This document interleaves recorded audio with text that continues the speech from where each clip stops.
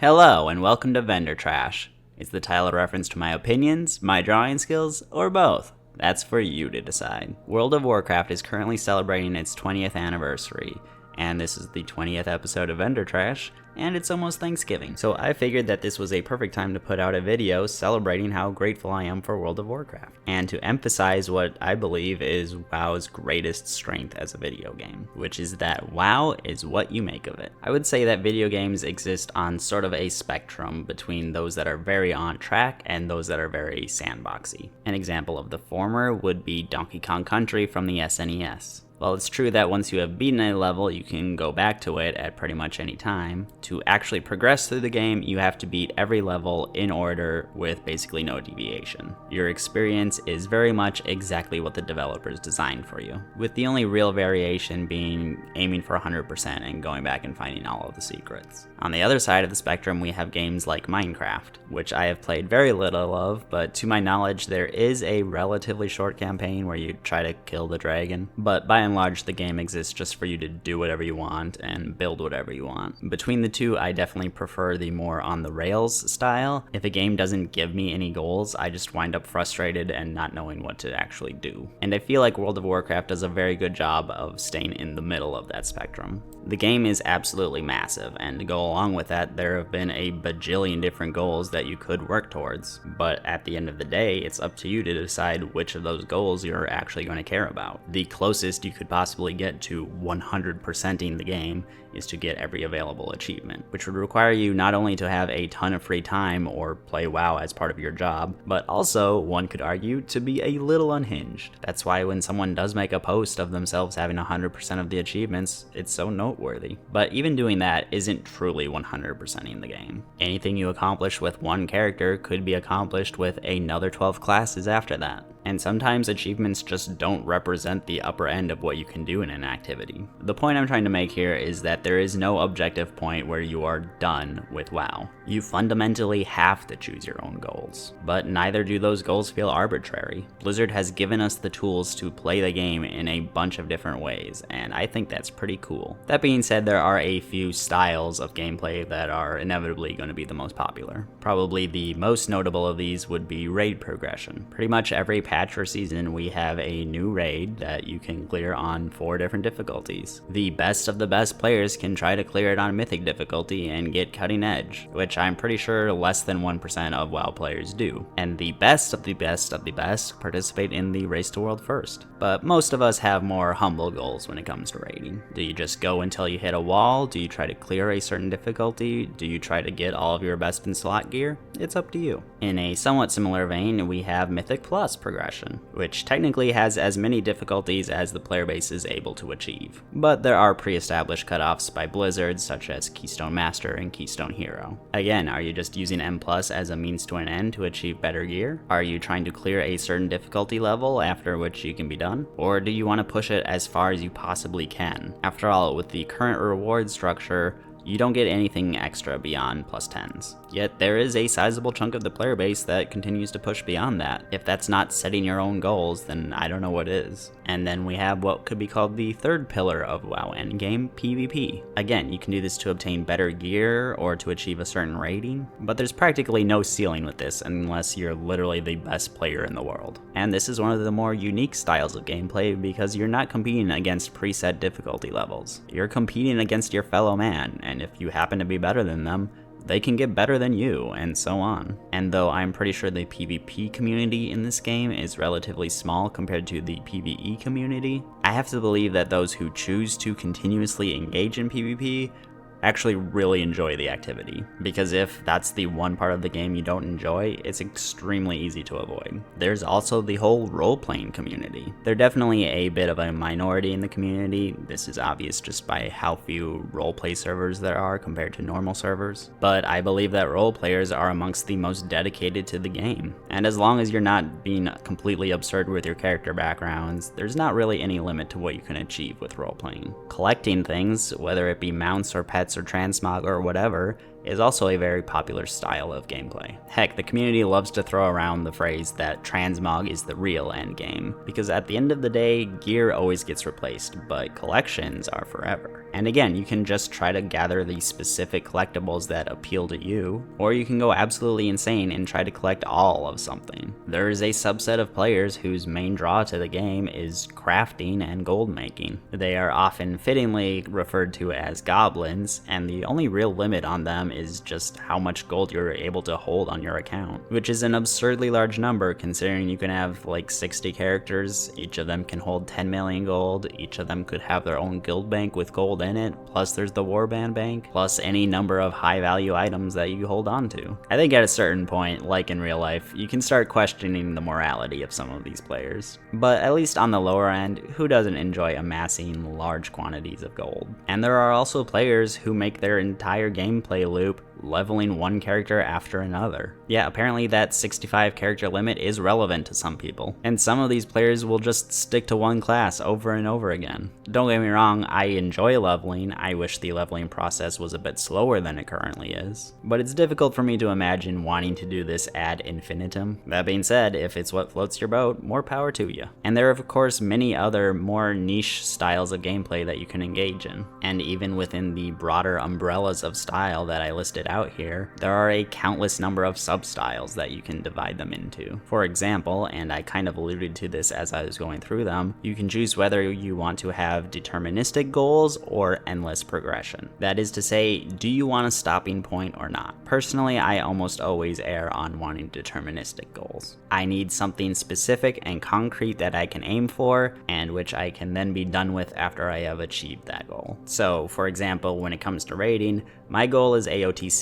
every season, which is simply because Heroic is the level of raiding that is most appropriate to me. Clearing Mythic and getting Cutting Edge feels like it would be pretty much impossible for me, and even if it was possible, I wouldn't enjoy the process. But I know tons of people who are completely content pushing into Mythic as far as they can go, even knowing that they're not going to get Cutting Edge, which inevitably means that our raiding experience is going to at some point devolve into banging our heads against a wall that we just cannot surpass. The real breaking point for me in this regard was Mythic Gorfing back in Hellfire Citadel. We were stuck at 5 out of 13 forever because this guy would just not go down. And the experience taught me that I have to set limits for what I'm willing to do for my guild, which is honestly a lesson that we can extrapolate to real life. You don't have to do everything that people ask you to do. I'm in a similar boat for Mythic Plus, where I have a specific goal I try to achieve every season. And beyond that, any more runs are just for gear if I haven't gotten AOTC yet, or if I get abducted by my guildmates. But I have a group of friends who always run M Plus together, and they try to push as far as they can, which would drive me crazy because the whole goal there is to play at a level where you have a high probability of failing. And again, it never really ends. Anyway, I have talked a lot about what goals you can have in WoW,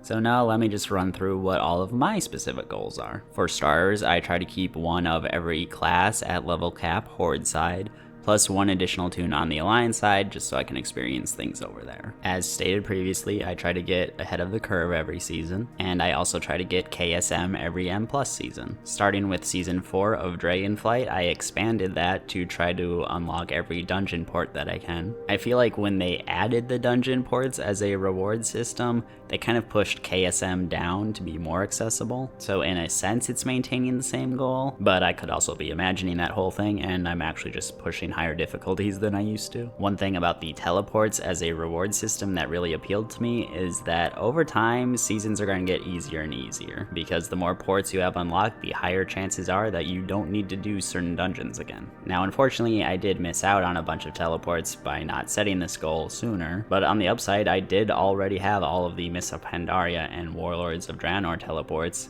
since those were rewarded for getting gold in challenge modes, and the rewards you get from Mythic Plus are the exact same spells. As far as professions go, I try to always get the maximum skill level on my main character, my mage, though it hasn't been since, I want to say, Legion that I've really bothered with professions on my alts beyond just gathering. And now that we have these profession trees with knowledge points, I'm trying to max those out as well, which in the case of the Dragonflight trees I'm very behind on, and just getting the 3 skill points every week from the weekly quests, but I'll fill them out eventually, and I'm making much better progress on the Khazalgar trees. Additionally, I tried to max out every reputation available to me, and most prominently, I tried to collect every mount that I possibly can, other than gladiator mounts, because I just have to accept those are out of my reach. I kind of started on this goal back during Mists of Pandaria when I was bored one day and decided to visit the Storm Peaks and just try my luck at finding the time-lost proto-drake. I picked what would obviously be the least popular of the 4 spawn locations and parked my character there while I started watching videos about TLPD's spawn behavior, and I got extremely lucky with him spawning on top of me 40 minutes later. I had already gotten lucky with Aeonax and the phosphorescent stone drake when I was leveling my priest back in Cataclysm, and figured, hey, I've gotten pretty good luck so far,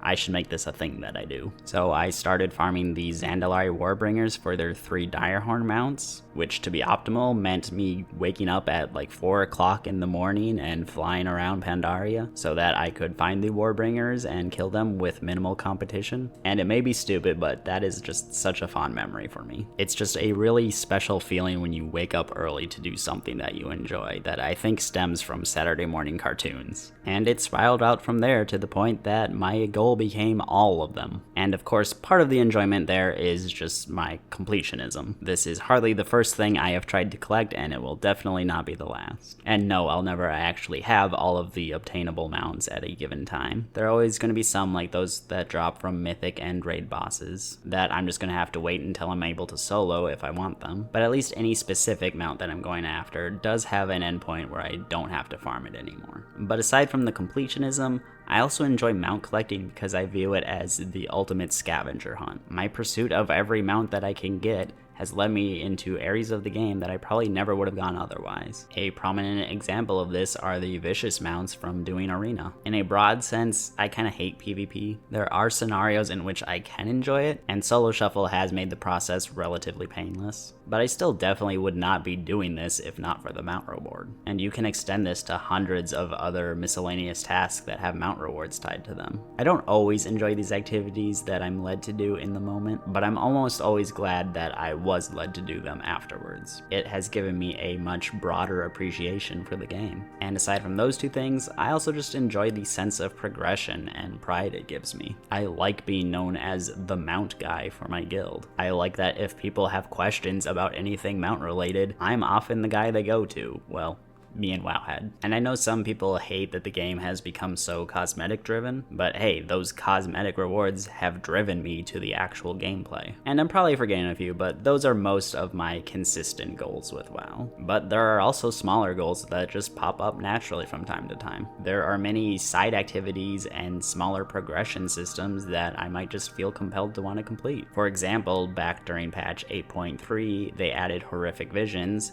and I wound up really enjoying them and wanting to push myself. So I worked my way up to 5 masks and cleared both Stormwind and Orgrimmar solo, which awarded me with the Mad World achievement and the Faceless One title. Similarly, towards the end of Shadowlands, they added the Back from the Beyond meta achievement, and simply because I was relatively close to completing it anyways from all the different mount grinds, I figured, hey, why not? I'm almost there. And I did complete it before the end of the expansion and earned the Veil Strider title. And that one really worked out for me because they later added Zoval's Soul Eater as a mount reward for it, so I just got that as soon as they patched it in. And yeah, there have been tons and tons of other smaller goals that I've decided to chase after. And if you've been sitting through this entire final section about me and thinking to yourself, I cannot relate to this at all, well, that's a good thing. It means that despite you and I probably having very different goals with this game, it's managed to appeal to both of us. Unless you're just hate watching, in which case, thanks for the views. But yeah,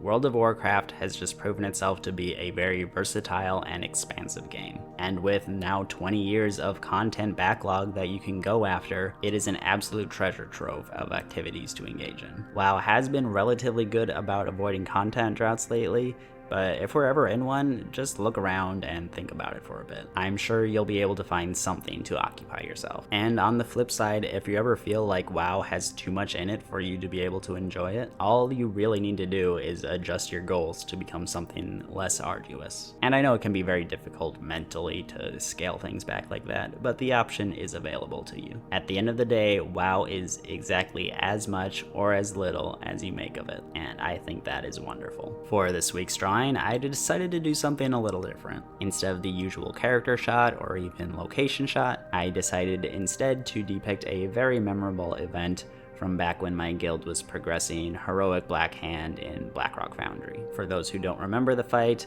there is a very key mechanic called Marked for Death, where he will target 3 players and after a short delay, throw a spear at them. To counteract this, each player is supposed to hide behind a different debris pile that has spawned on the floor and use that to intercept the shot. Well, on this occasion, our Goblin Rogue decided to hide behind our Tauren Shaman, citing that he thought he was a debris pile, a comment which our Shaman did not appreciate. But honestly, I can see where our Rogue was coming from. And I filled out the scene with some of our other core members who were present both back then and today. These were our Undead Protection Warrior, our Blood Elf Holy Paladin, and our Troll Balance Druid. For the most part, I just put everybody in BRF tier unless I remembered them wearing otherwise, although I did get a bit lazy with some of the weapons and just made them generic. For the most part, I'm just going to stick to the single character focused drawings, but this episode was a special occasion, so I figured why not. And that's about it. So happy anniversary, World of Warcraft, and thank you for all the memories you've given me. And thank you, dear viewer, for watching, and I'll catch you next week. Bye-bye.